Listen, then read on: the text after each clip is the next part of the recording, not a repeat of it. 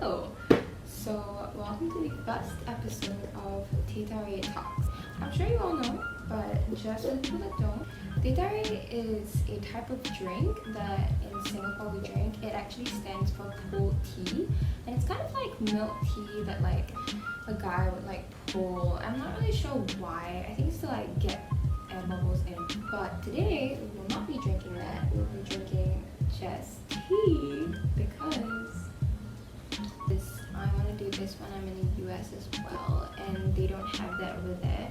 So I'm gonna drink tea with milk because that's British. I don't know. I'm in college right now. I'm studying this like really ulu place called Tulsa, Oklahoma, and I'm going to this college called Oral Roberts University, and it's a Christian university. Okay, so let's just start off by talking about how I decided to pick Oral Roberts. So actually my dad is an alumni from that school. We went on a trip in 2015 to go visit the school and go visit my dad's friend who lived in that area. And I ended up loving the school. I thought the place was just really homely and I just really wanted to go there. And I also didn't really want to stay in local universities because my dad always talked about how great an overseas college experience was, and I just wanted to try it for myself. Having visited the school itself, having met some of the advisors from that school, and just having my dad's friends who were also alumni in that area, just felt very safe and comfortable, and I felt like it was a school that I could get into with the grades that I had. It was the only school I actually applied to. I think it was because I knew that there was something special in the university that I was going to go to, and being a Christian, I wanted to pursue that kind of like spiritual Jesus side of things. So that's kind of why I picked ORU. I think like choosing the school that you want to get into is kind of figure out what you want, because I know as a Singaporean, prestige and accolades is something that is really highly regarded in our culture, and especially in the academic sense of getting good grades, going to like a good school, studying law, becoming a doctor. Like all those things are just really important to Singaporeans, but I feel that ultimately it's kind of your life.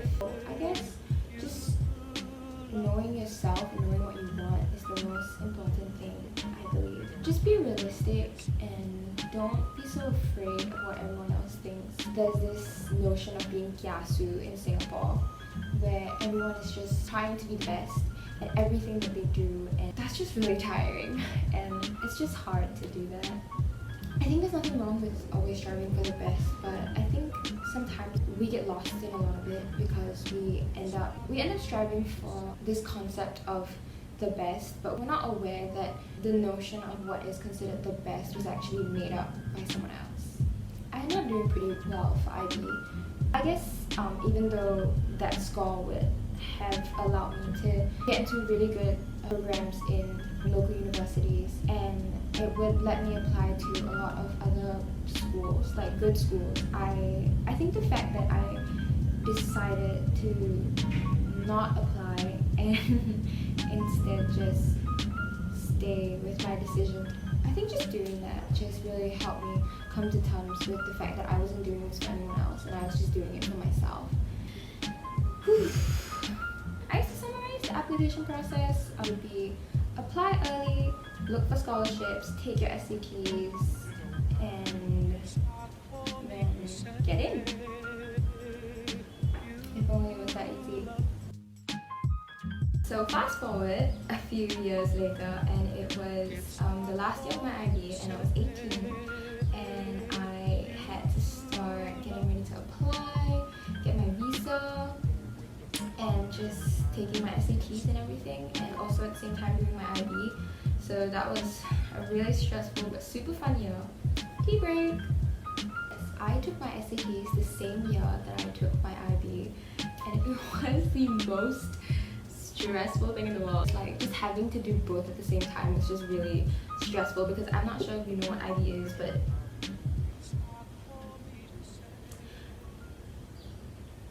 It's insane. I actually applied to ORU at the start of that year, 2018. I think I took my SATs in August. It was 3 months before my actual IB. So I sat for my SATs, got my results back, sent that in. I ended up getting a scholarship, which brings me to my next part. Scholarships. So in every school, they have a ton of scholarships that you have to apply for, and for me, I ended up getting multiple scholarships. I was a legacy student because my dad was an alumni. Some of it was because of my SAT score. Okay, there was another one, it's called Quest in my school, but I'm not really sure why they gave it to us. I don't know. But anyways, so I ended up getting a lot of scholarships, and it was a good thing because obviously the reason that you need scholarships is because college is really expensive, especially going overseas. It's even more expensive than it would be to study in a local university. I didn't want to burden my family and my parents too much, so applying for scholarships was something that was very key, and in the end, the amount of scholarships that I got ended up being the same amount as he would have to pay if I went to a local university. So that was good. That kind of like solved a big part of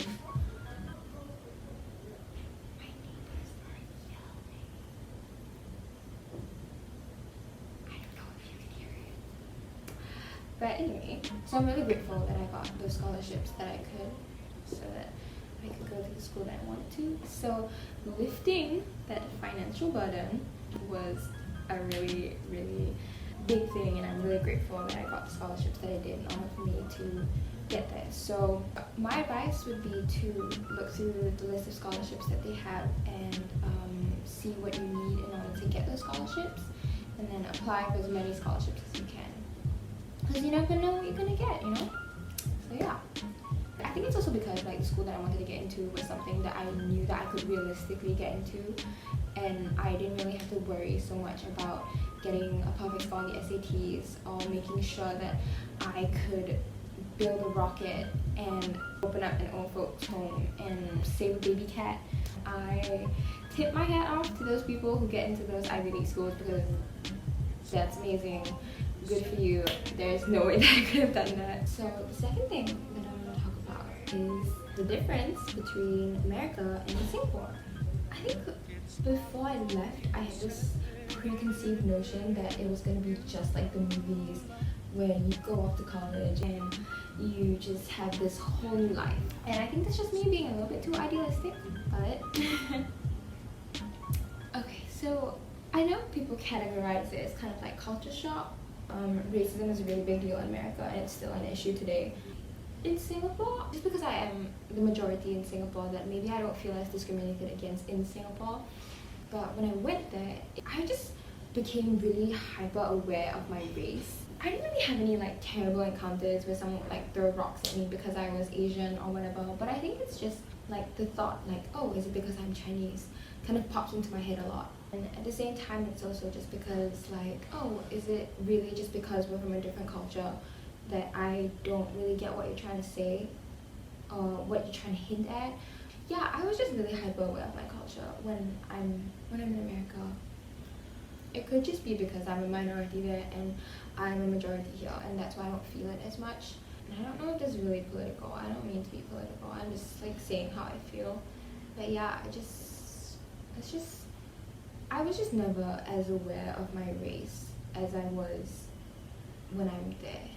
I don't know, I'm not qualified to talk about this, but it's just how I felt. I was just really hyper aware of it. No one was just outrightly racist. I didn't have any racist encounters where like someone would yell at me or anything, but I think it's just like having the thought of, oh, is it because I'm Chinese, pop into my head a lot when things were happening. It was just something that I'd never experienced before. So another thing that is really different is a work-life balance.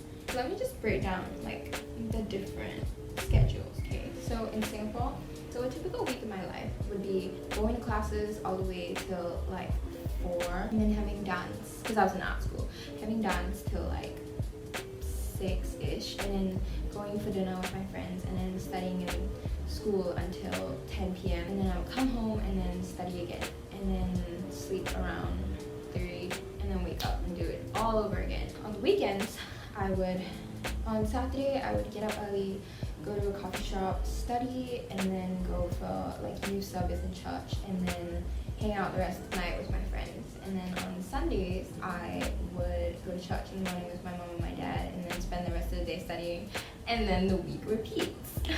But in America, a week of my life looks like me getting up on Monday, Wednesday, and Fridays at around 8 and going to class until 2 and then just hanging out with my friends, going on picnics, watching movies, and then on Tuesdays and Thursdays I would get to wake up at like 11 go to class until 3 and then hanging out. And then on weekends we would go to a coffee shop and study to like catch up on some work, but only for like an hour, just hang out and have dinner after. And then on Sundays we would go to church, and then I would go over to my dad's friend's house. They're kind of like family. We would just spend the rest of the day playing board games. That's my week.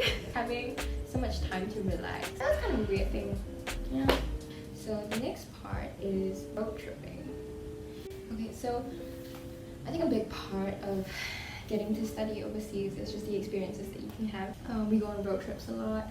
In the short time that I've been there, it's been really great. I met one of my Singaporean friends in DC. That was really fun. We spent the whole day there and just like walked around, and like it was just a great time. I have gone cliff jumping, and yeah, I think going to that school was a really great thing because I really got to not worry so much about my academics and getting to do so many fun things. Staying in a houseboat, going to DC, going to Ohio, going to Texas, going to Arkansas, getting to cliff jump. Just so many amazing things that I would not have had the opportunity to do, I think, if I stayed in Singapore or gone to a school where the main focus was how good my grades were. What I want to talk about is just random quirky things that are different about America and Singapore. The first thing is that groceries in Singapore are so much more expensive than in America. Ben&Jerry's in Singapore costs like $14, and in America it's like $5. This is all I have for now. Thank you for just letting me ramble on and talk about whatever I wanted to talk about. And I hope that you guys all do well, stay safe, and goodbye!